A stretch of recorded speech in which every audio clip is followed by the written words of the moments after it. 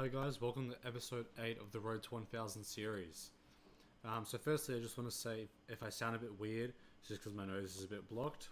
But yeah, secondly, as you guys can see, I'm 1006 ELO. So I've hit the goal. It's no longer Road to 1000. I'm so happy. Thank you guys for supporting, for watching, for your nice comments, your advice, your tips. It's all so much appreciated. Now, in this video, I wanted to do something different.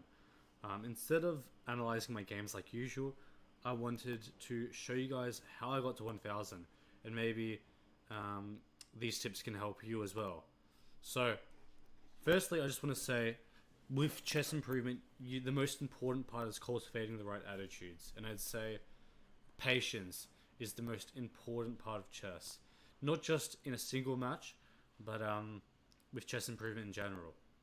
So as you can see, I started in in May, and I was 194, and I officially started in July, playing every single day. So it took me around 5 months to get to 1000 from when I started playing every single day.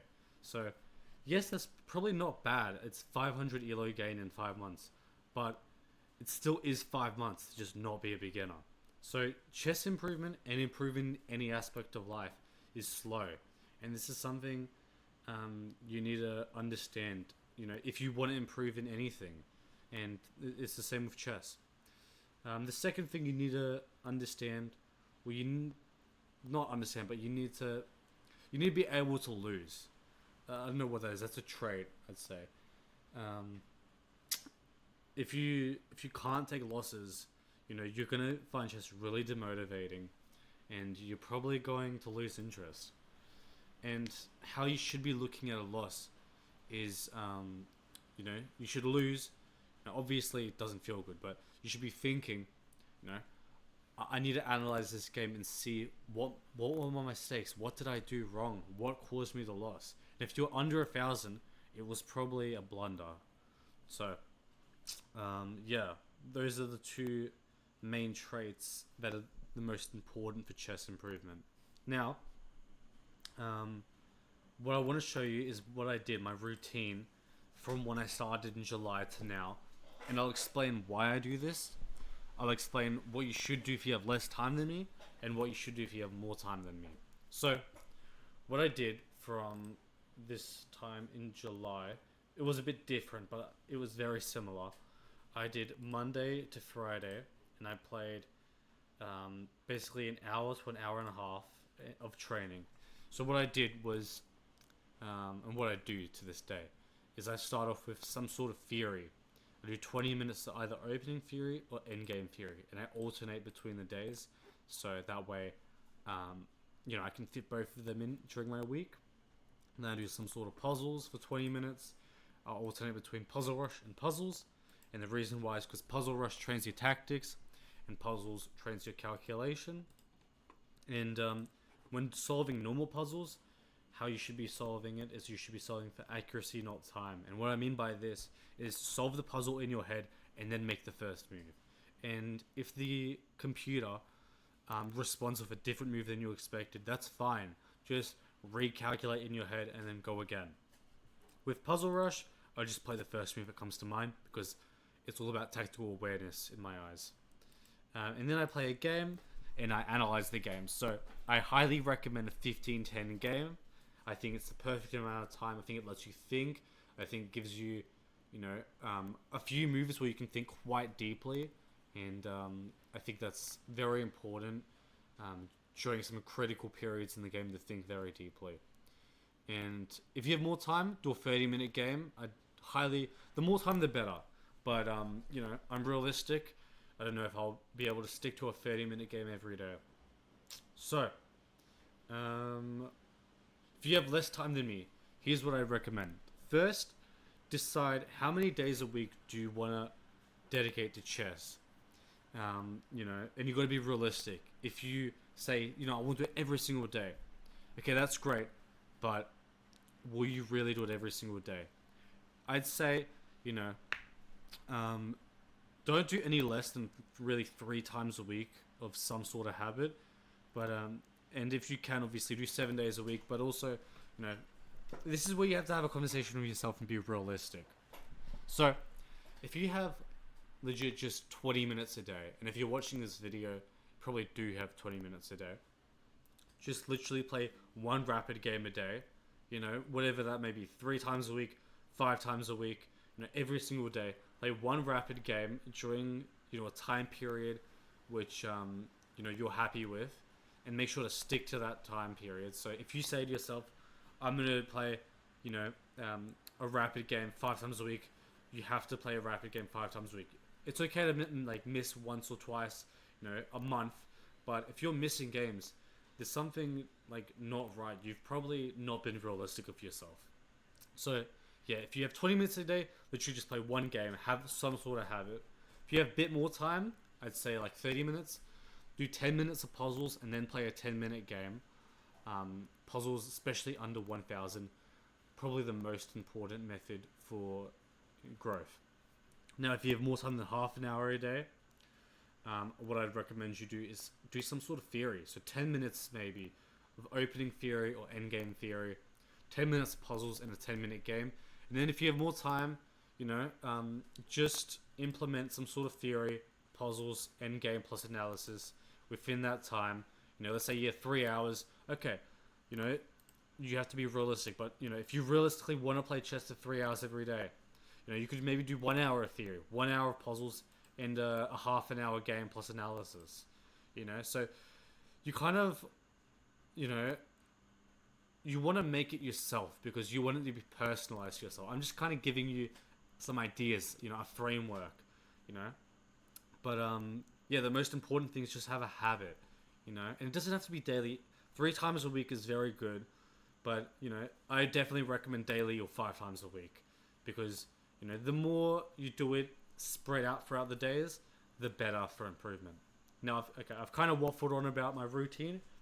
I want to show you guys how I study theory. And what I do is I go on leadchess.org. If you don't know what leadchess is, it's basically chess.com, but everything's free. So I highly recommend you check out leadchess. You can actually analyze games with the tools import game, and you can import your chess.com games for free. So if you run out of game reviews, let's say you have a free account, definitely go here and review your games. But yeah, what I do for my opening prep is I'll literally search up, you know, let's say I'm an 800 rated player and I want to learn the London system, which, you know, if you're a beginner, I recommend you learn the London because it's just so simple. I'll search up London system and I'll find a study that isn't like this. Let me show you. Exactly like this. See how this is 16 chapters, and okay, maybe not like this because this isn't exactly what I mean, but you'll see maybe this, not this one. But you'll see there'll be like, yeah, okay, well, even this one, you'll see there'll be some studies where it'll just be, you know, lines, main line, you know, knight c3 line, you know, just line after line after line. If you're a beginner, you're not going to remember this. You're going to get bored out of your mind. It doesn't matter. None of your opponents are going to play these advanced lines. What I recommend you play is, I think, this one. What I recommend you study, is you study a study like this, basically. 7 chapters. What is the London system? Just showing you the structure. How do you reach the London? What you will face against the London, against the King's Indian defense, which is pretty common. It's knight f6, pushing the pawn, developing the bishop and castling, and then London traps for white, and London traps for black, and some other opening studies. So this is the kind of thing that I'd recommend for a beginner because it just teaches you all the basics. It see, in this chapter it really goes into detail so you understand why you do every move you do. And this is what a YouTube video doesn't give you. A YouTube video, like, they can explain why a move is good, but you know, when you're actually playing that move, you're reading, you know, you're looking at sidelines, you really get deep understanding of why a move is so good. Especially if you're um, playing it. So there'll be some studies on leeches where it'll actually make you play the move. I highly recommend these because you're practicing. How you're learning is you're practicing, and that is, in my opinion, the best way to learn anything. You learn a maths concept by, learning how to solve a problem and then solving problems. You don't learn a maths concept by watching a ton of videos and then having an exam or something, and that's your first time solving the problem. So this is why I really recommend these sort of studies. For endgames, I recommend the same thing. You can literally just search up endgames for beginners, and pretty much any of these are good. This one's pretty good. It's just very basic endgames. Staircase mate, just teaching you how to staircase.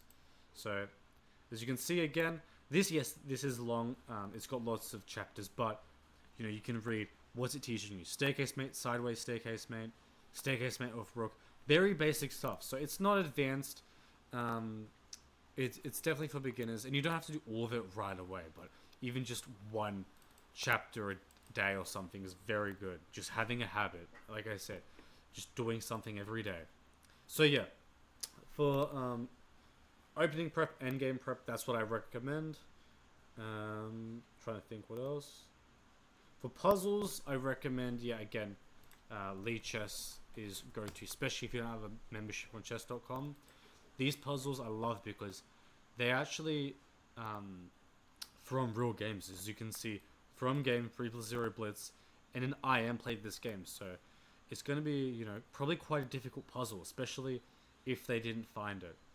Now for Puzzle Rush, I do recommend chess.com's Puzzle Rush. If you don't know what that is, let me just open that up. It's here, and I recommend this 3-minute mode just because I treat it like Blitz. I just want to do quick tactics. I want to get 150 puzzles done in 20 minutes, just like that. I want to train basically just my tactical vision. If you don't have a chess.com membership, again, just Lee Chess Puzzle Streak. Lee Chess is your best friend if you don't have a membership on chess.com. So yeah. For the games, what I'd recommend, obviously, fit it to your time frame. If you don't have much time, just play a 10-minute game and analyze it real quick. And again, if you don't have much time with your analysis, just look at your mistakes and blunders. If you have more time while analyzing, maybe look at some more sidelines that you're thinking of. Look at why the chess.com engine says what you did was in inaccuracy. Maybe it was a strategic blunder, like you let the opponent double your pawns or something like that. But yeah, if you have more time, play 15-10. I highly recommend. If you have more time, play a 30-minute game. I highly recommend. With analyzing your game, or something else that I had on my mind. Oh yeah, with analyzing your game as well, especially if you're under 1,000, most of your mistakes are going to be just simple blunders. So you want to understand when analyzing, why am I making this blunder? Is it that I slept 3 hours last night? Is it that maybe I just don't have much experience? If you have less than 500 games on of chess, you're going to be making blunders. That's just part of the starting off. That's how you. That's just how you learn. You make blunders when you start off. But maybe also you have multiple tabs open while playing a game and your focus is divided. You want to be understanding why you're actually making this mistake, especially if it's a blunder. So, that's all the advice I'd probably give out. Thank you guys so much for all the support, all the comments, all the tips that you've given me.